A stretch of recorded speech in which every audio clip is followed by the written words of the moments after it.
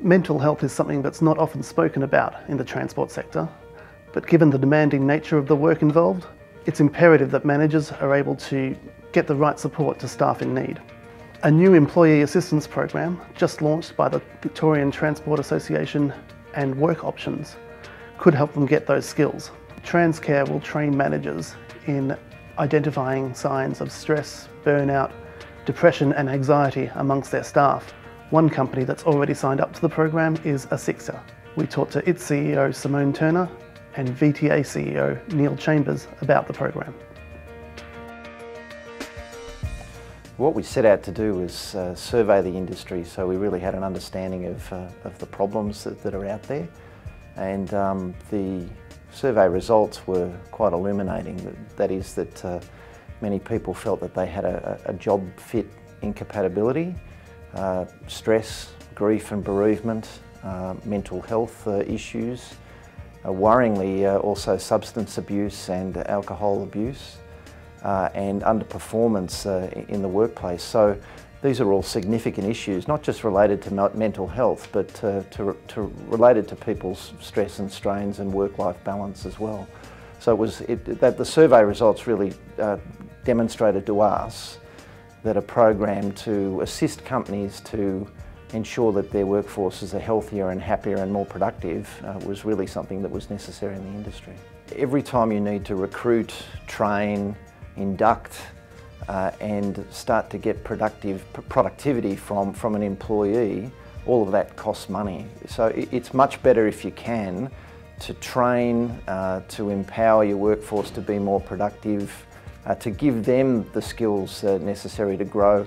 That's much better for productivity within a company than necessarily a lot of staff turnover and a lot of issues around that, let alone the issues of absenteeism, sickness,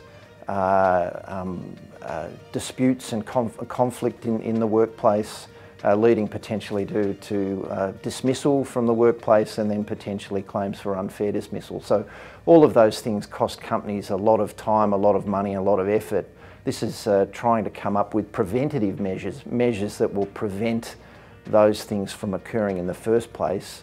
And as I say, work with your existing workforce to grow their skills and to grow the productivity of the company as a result.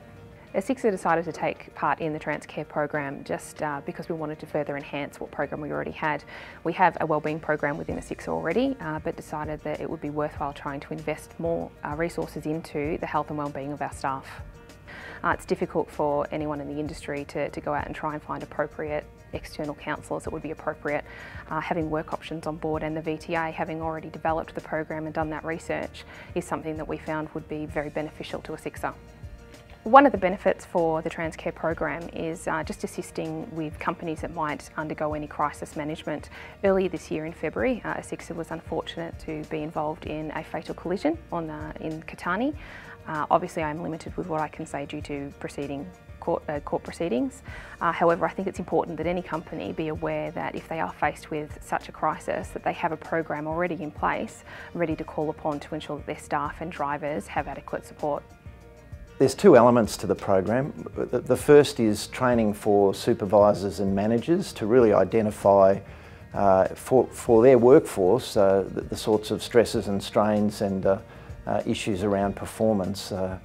Some better training and awareness building and empowering them, if you like, to be able to identify those issues in the workplace, but also to identify the issues amongst their peers, because certainly at that supervisory level, the managerial level in the transport industry, it is a high stress environment, and we find that many of those frontline supervisors can experience burnout as well. So that's one component of the program. The other component is a confidential counselling service available to employees in the companies that are part of the program.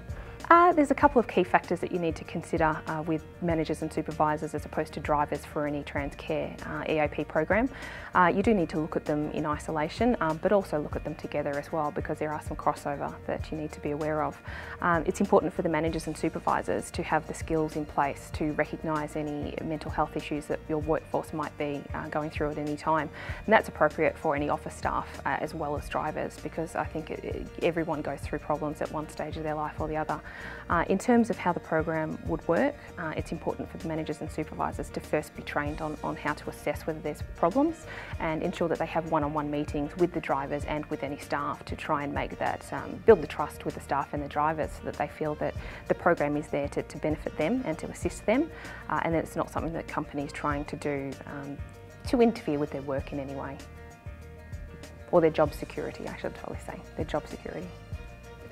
Mental health, I suppose, has been a taboo to talk about, but it's more, and this is not just within the transport and logistics industry, I think this is within the workforce generally within Australia, but more and more people are becoming aware of it, and more people want to have the skills and the knowledge and the empowerment to do something about it.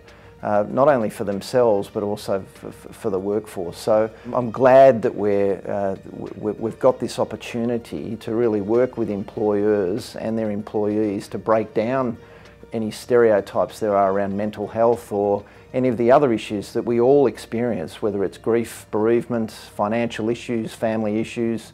These are the things we need to address, and you know, I'm confident that a program like this is really going to help to break down any barriers that have been there in the past.